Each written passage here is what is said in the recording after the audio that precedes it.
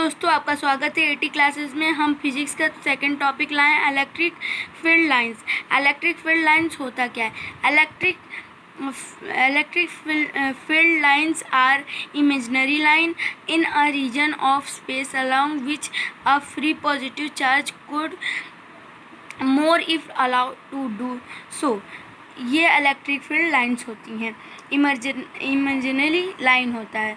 उसके बाद से हम पढ़ेंगे, और जो एरो आप देख रहे हैं ये पॉजिटिव चार्ज है, और इसके अराउंड जो इलेक्ट्रिक फील्ड लाइंस देख रहे हैं वो एरो में डिनोट किया गया है, और ये एरो डायरेक्शन को बता रहा है। एरो डायरेक्शन को बता रहा है इलेक्ट्रिक फील्ड के। लेंथ ऑफ एरो, जो लेंथ ऑफ एरो है, ये जो लेंथ है उसका, वो मैग्नीट्यूड को शो कर रहा है, इलेक्ट्रिक फील्ड के मैग्नीट्यूड को शो कर रहा है। नेक्स्ट पॉइंट है, इलेक्ट्रिक फील्ड इन्वर्सली प्रोपोर्शनल होता है रेडियस की।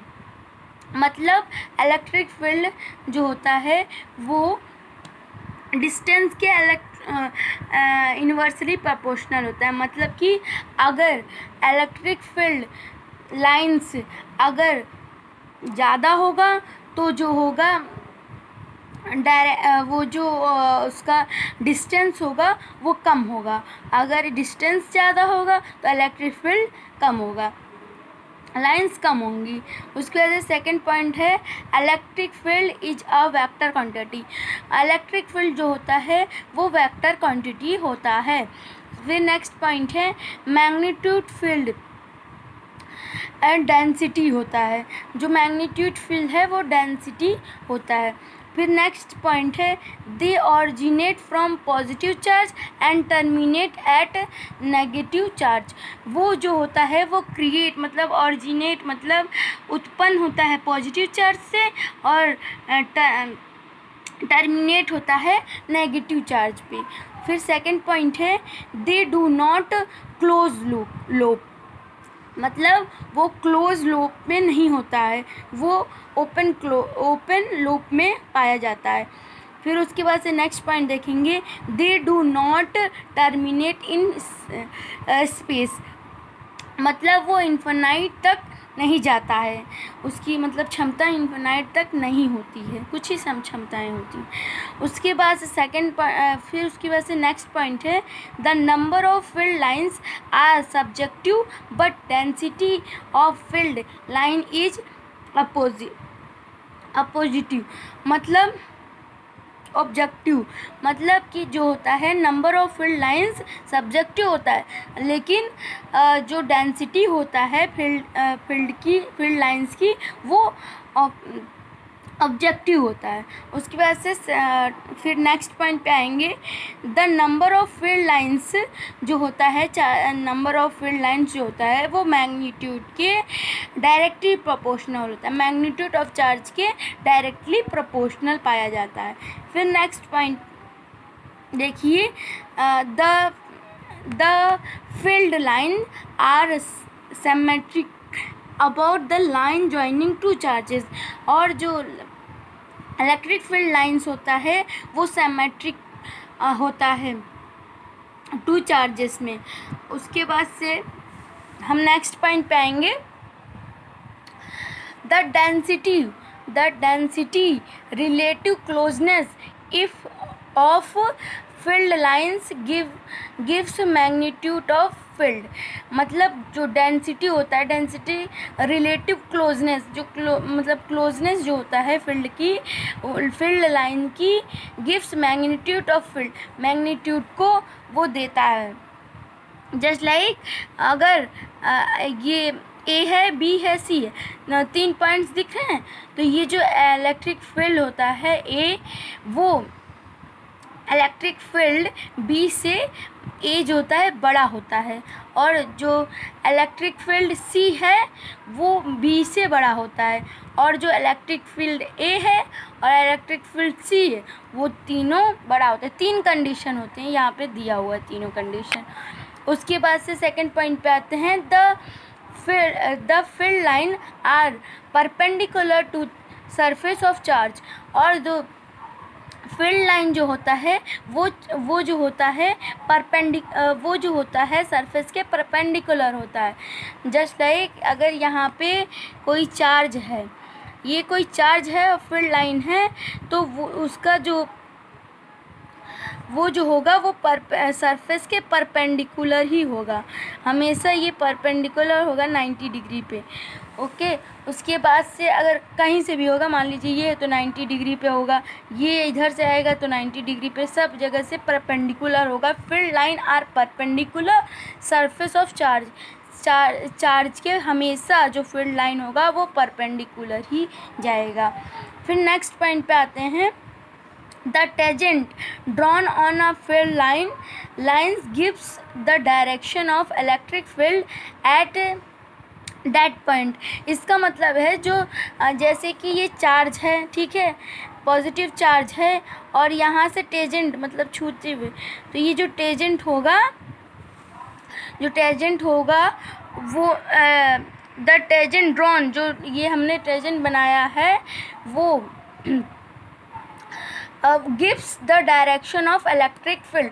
वही जो टेंजेंट होगा वो हमें पता चलेगा कि ये डायरेक्शन ऑफ इलेक्ट्रिक फील्ड है, उसी से हमें पता चलता है। उसके बाद से हमारा नेक्स्ट पॉइंट पे आते हैं।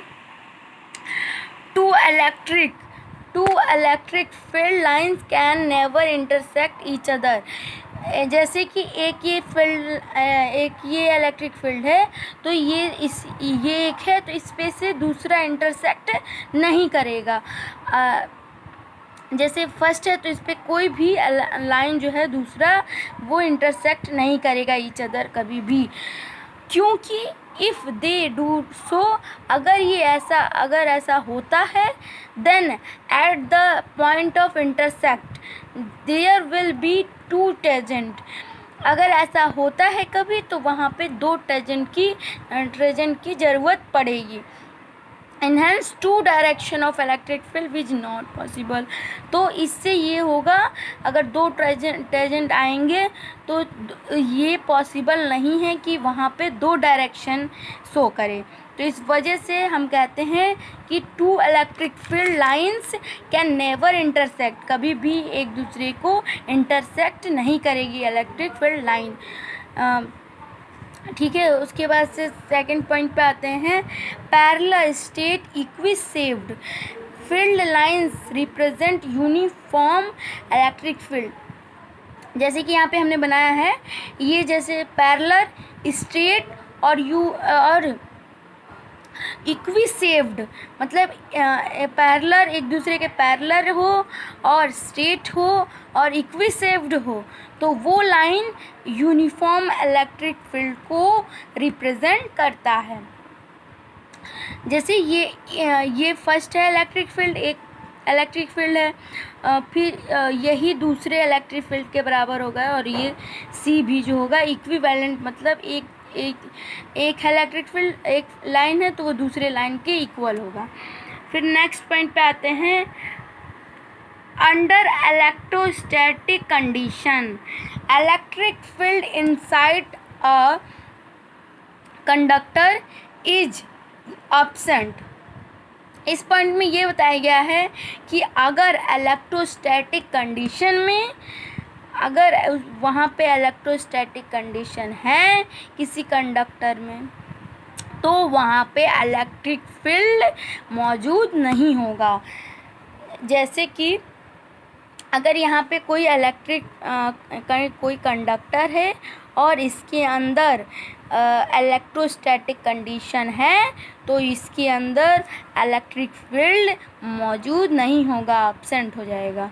इसलिए बोला जाता है E=0, और ये सिर्फ इलेक्ट्रोस्टैटिक कंडीशन में ही पाया जाता है, E=0। उसके बाद से सेकंड पॉइंट है। Electric field are always perpendicular to surface of a conductor. इसमें ये बताया गया है कि इलेक्ट्रिक फील्ड जो होता है वो हमेशा, कभी भी आप देख लेंगे तो वो कंडक्टर के सरफेस के परपेंडिकुलर पाया जाता है। जैसे कि ये हमने बनाया है एग्जांपल के तौर पे कि ये कोई कंडक्टर है और इसके इलेक्ट्रिक फील्ड अगर होगा तो इसके हमेशा परपेंडिकुलर होगा। ये बहुत इम्पॉर्टेंट पॉइंट है। उसके बाद से ये लास्ट पॉइंट है कि नेवर एंड फेयर फील्ड, ये जो है नेवर और फेयर फील्ड को रिप्रेजेंट किया गया है।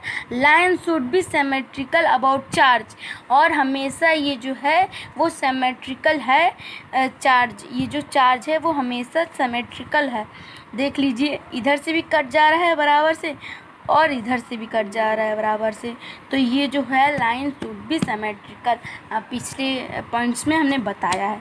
तो उसकी वजह से नमस्कार दोस्तों, ये वीडियो यहीं पे ख़त्म होता है। आप शेयर करिए, सब्सक्राइब करिए और अच्छा लगे तो कमेंट भी करिए। उसके बाद से हम दूसरा कल टॉपिक पढ़ेंगे इलेक्ट्रिक फ्लक्स, तो इलेक्ट्रिक फ्लक्स के बारे में हम कल चर्चा करेंगे। Thank you for watching my video, बहुत बहुत थैंक यू।